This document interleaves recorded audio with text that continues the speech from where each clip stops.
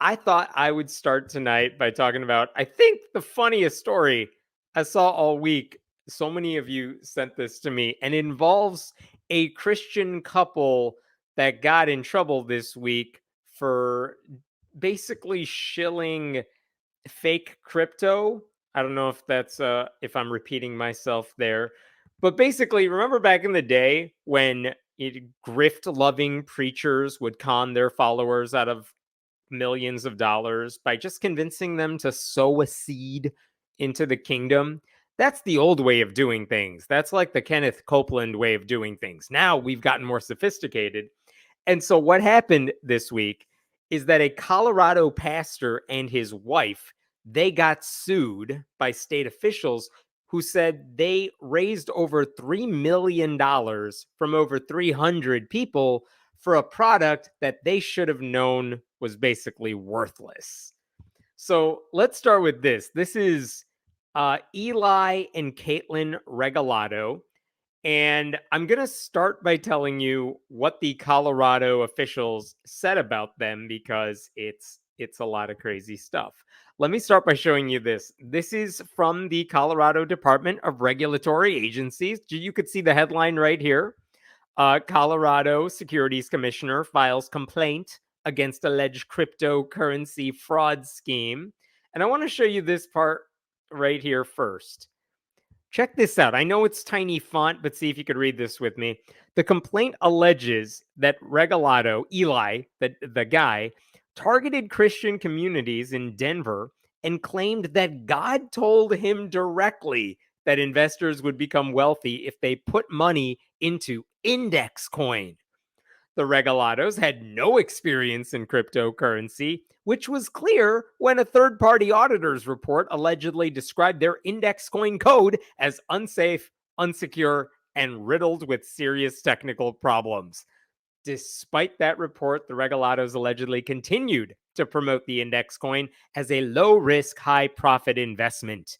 The complaint alleges that in reality, the index coin was illiquid and practically worthless. Investors lost millions, and defendants dissipated investor funds to support their lavish lifestyle.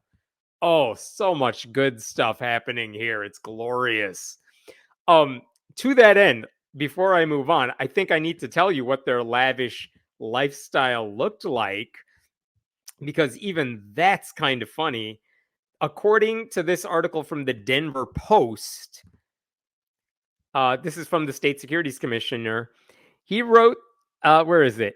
At least $1.3 million of the money they raised went directly to the Regalados, who spent it on a Range Rover, jewelry, luxury handbags, gotta have those, cosmetic dentistry, boat rentals, and snowmobile adventures. Apparently, those go together. Home renovations and an au pair. You know, like Jesus wanted.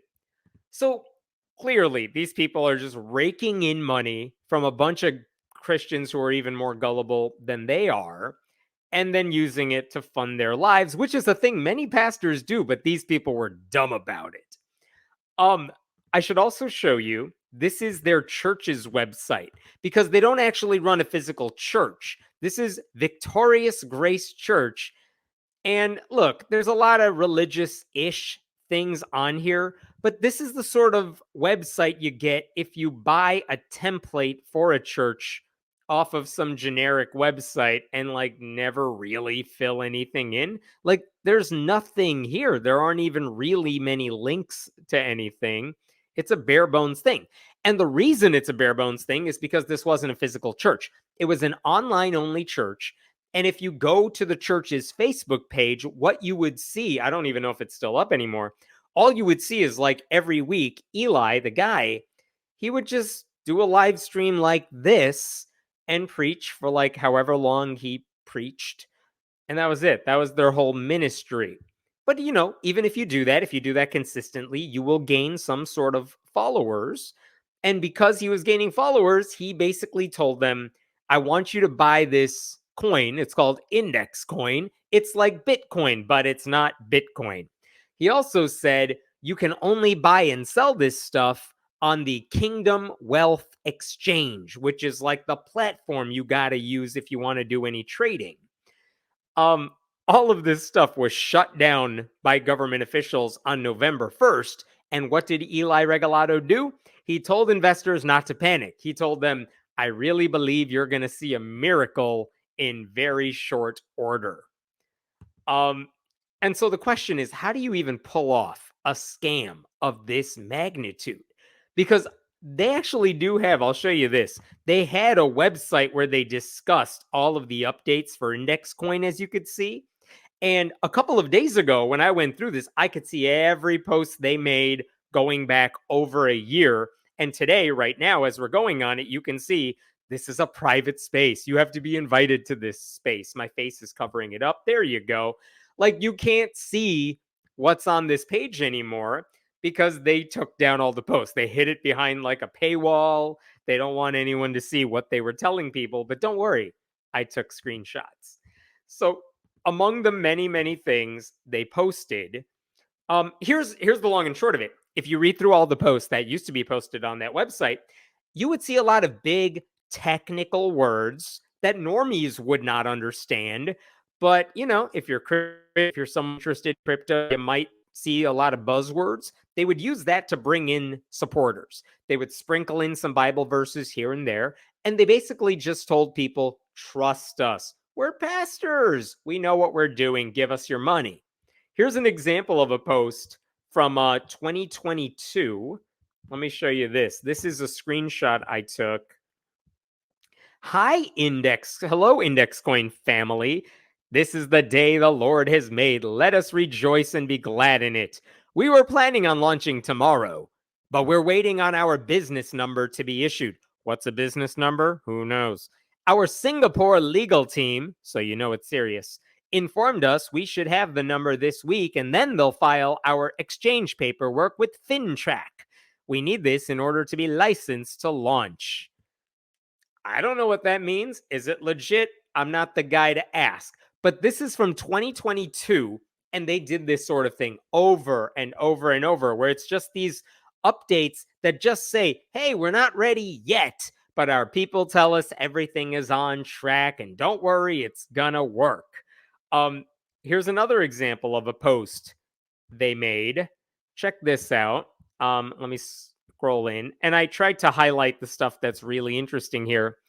You don't have to be poor anymore. The very first thing the anointing of God is designed to do is breathe that yoke of poverty.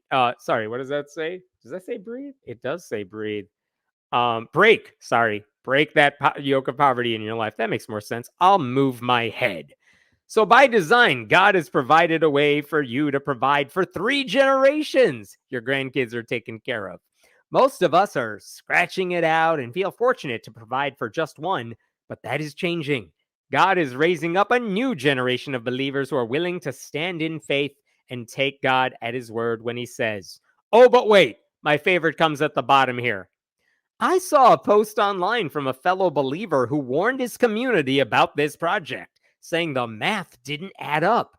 If you see this, brother, you are right. It doesn't. It's the almost too good to be true news. Like, oh my God, guys, he admits it. What the hell? How are people still falling for this? And you could also see in that image, like, there's a lot of Bible verses sprinkled in there. The Regalados also appeared on a Christian talk show hosted by this guy named Gordon Klingenschmidt, who is not just a crazy right-wing pastor. He also used to be a Colorado state legislator, which is frightening. But they appeared on his show and just talked about how everyone should invest in their fund.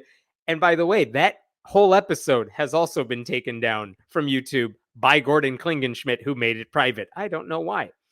So in addition to all that, how did these people convince people to donate? Well, guess what? They put out a white paper explaining to prospective donors why they should invest. And I want to show you one page from this 32-page PDF that they put out.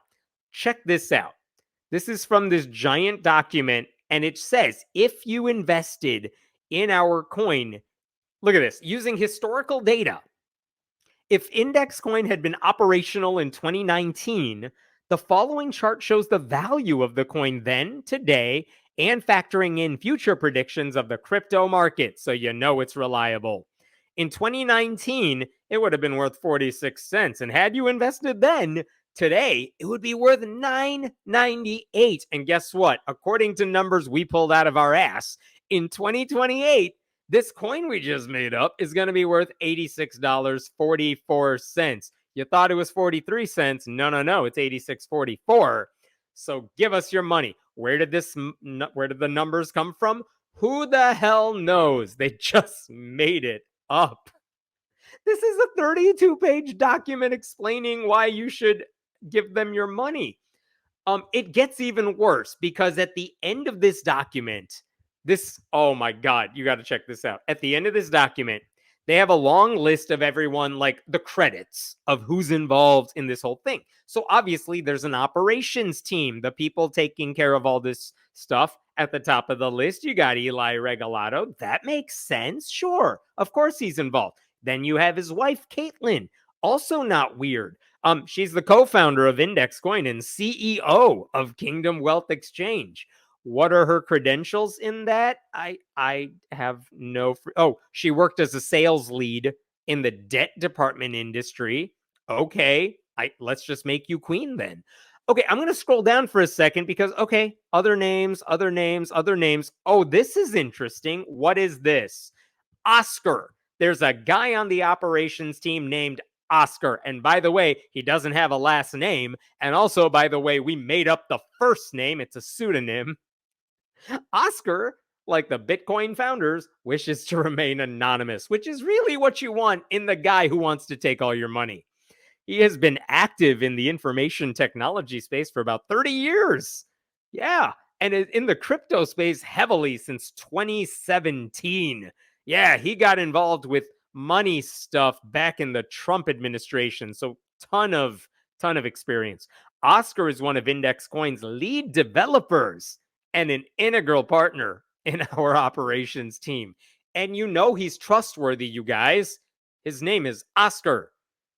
But wait, you thought, that seems weird. Why would we trust this guy? Don't worry.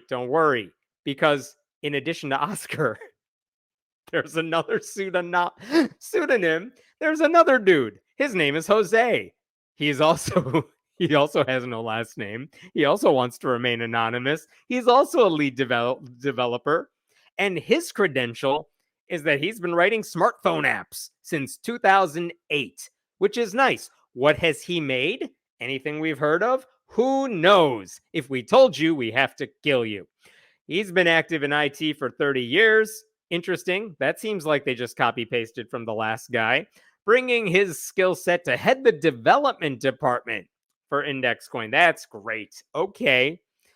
So, in addition to Oscar and Jose, the most trustworthy people imaginable, then we get into the prophetic team.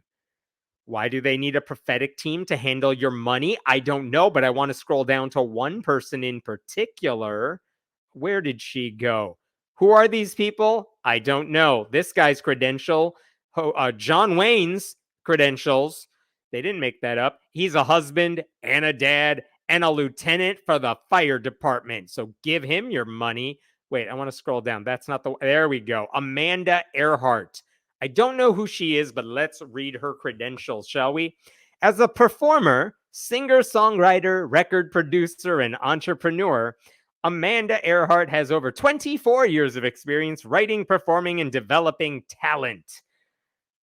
Okay. As the CEO and founder of Someplace I've Never Heard Of, she created a program I've never heard of, where singers learn to enhance, protect, and preserve their voice. Listen, I have no problem with vocal coaches or anyone who's involved in music. That's great. What does she do for these people? She serves as a prophetic voice for Index Coin's spiritual intelligence team. What the hell does that mean? What? Do they have a team of people who take your money?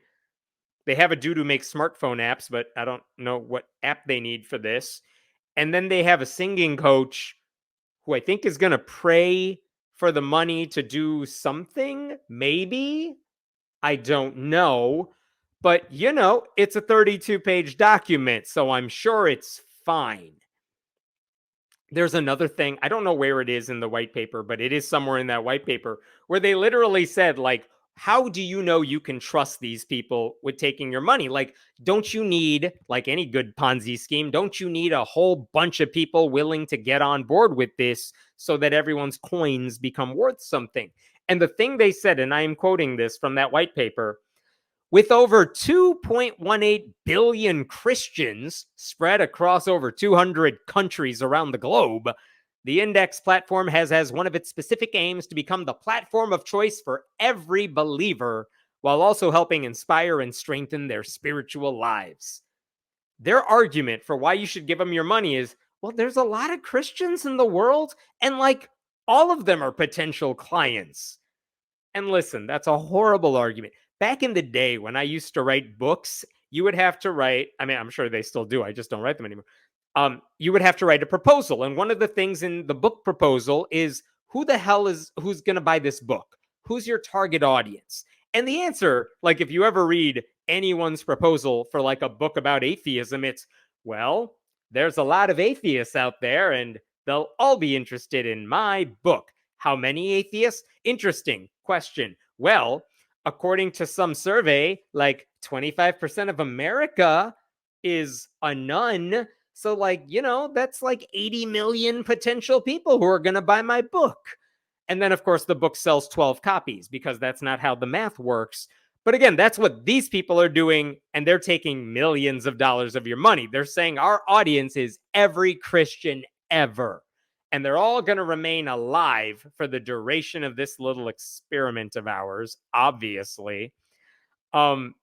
So on that page where they were going through putting updates on the crypto, they also release videos every now and then. And some of the videos are like, hey, it's been a year. How come no one can buy and sell these coins yet, but you've taken all of our money? I took a screenshot of one of them. I unfortunately did not save this particular video, but it was Eli sharing this with everybody. I just love the screenshot. Network has been shut down.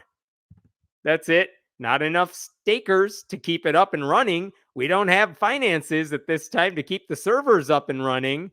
We have a backup of the chain. I don't know what the rest of it is. Is this the end? Hilarious. Basically saying, you know, the network has been shut down, so I need even more of your money so I can keep this shit going. I'm going to go back and forth here for a bit, but so last weekend, everything they were doing, it was basically shut down. The lawsuit was announced, the not the feds, but the Colorado government officials came after them. Everything was shut down on Saturday, and this lawsuit from the state became public. And so at the time, Eli, still trying to salvage whatever he could, he made a video that was like 10 minutes long trying to explain to his supporters, basically, listen, you may have seen my name in the news. You may have heard that this crypto thing and the word fraud, and they were really close to each other. And like, I'm here to tell you, you should still give me all your money. I'm not going to play all 9 minutes for you. But on Twitter, there was a woman who basically made a super cut of this 9 minutes. I'm going to play you about a 2-minute segment that cuts between all the various things he said. And I'm playing it for you because it's just really effing funny. Okay, listen closely to what he says. And again, he is saying this to his followers after the lawsuit has come out, after all these news stories have talked about this Christian pastor and his wife who were defrauding everyone. Enjoy. Kaitlyn and I are being charged in a civil charge from the Colorado Securities and Exchange Commission for basically selling millions of dollars worth of cryptocurrency that is deemed worthless by the state. Now, the reason that they're saying that it's worthless is because there is no exit for people who have bought. We launched an exchange, the exchange technology failed, things went downhill, and from that point forward, we've just been waiting on the Lord literally for a miracle. So the charges are that Kaitlyn and I pocketed $1.3 million, and I just want to come out and say that those charges are true. So there's been $1.3 million that's been taken out of, I think it was a total of $3.4 million. But out of that 1.3, $500,000 went to the IRS, and a few $100,000 went to a home remodel that the Lord told us to do. So how this whole thing started is the Lord told us in 21 to walk away from our marketing company, and he said, I'm going to do a new thing.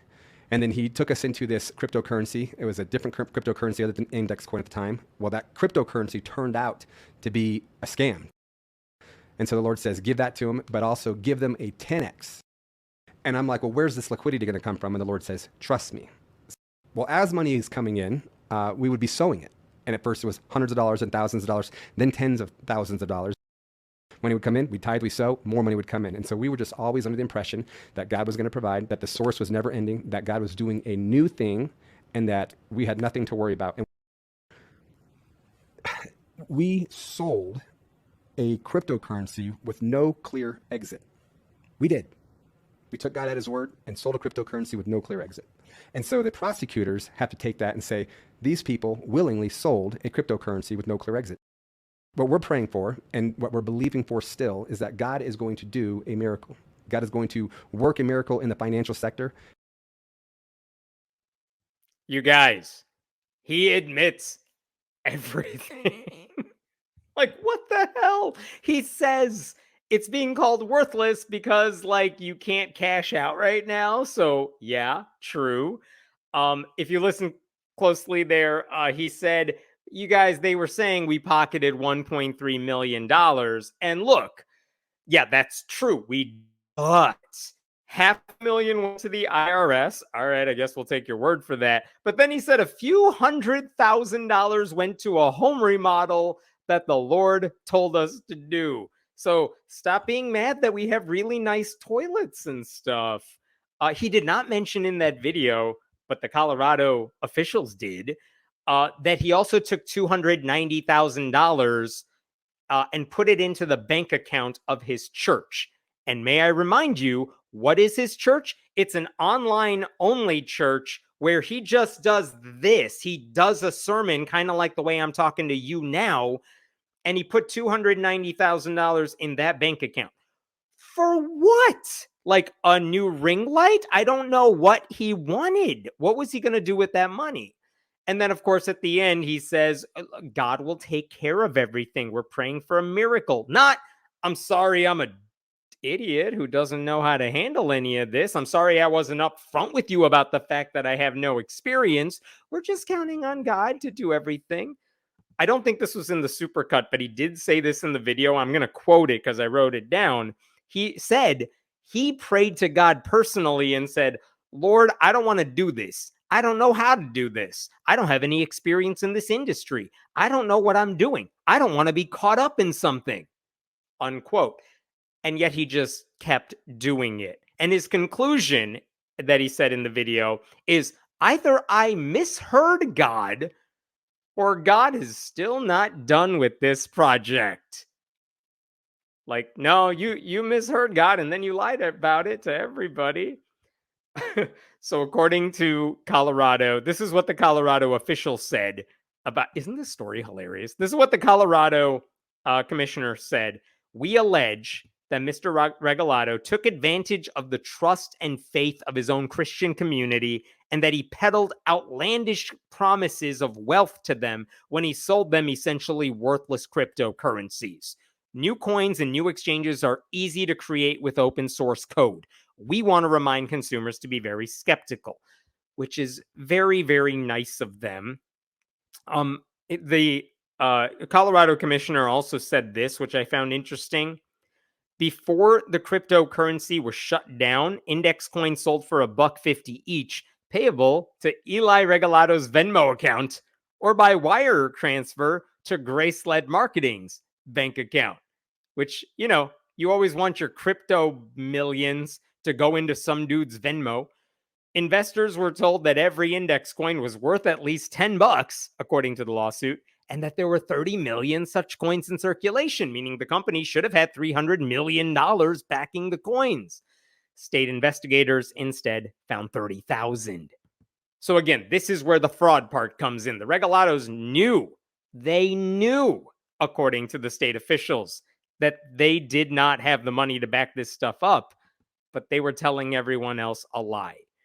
I guess if there's one silver lining here, it's that the state of Colorado says they are going to do everything in their power to try to recoup some of the money that these investors put into this thing.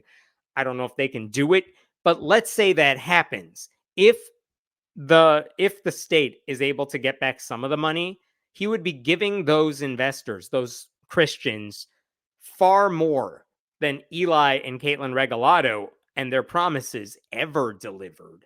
And I guess if you step back for a second, this cryptocurrency strikes me as pretty much every other form of Christian media, which is to say, it was marketed as an alternative to something the secular world already had, but it ended up being a cheap, if not worthless, imitation. But people at the top of the pyramid still reap all the benefits because all these Christians who are more gullible just keep giving them money.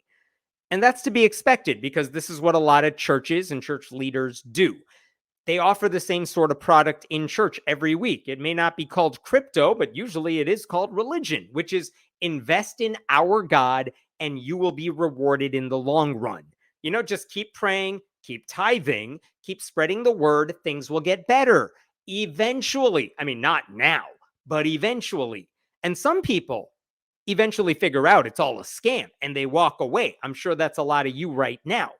Some people have doubts, but they decide to keep pouring money into the system. Why? Because it makes them feel good, because it gives them hope. They think something better is coming. And some people never catch on at all.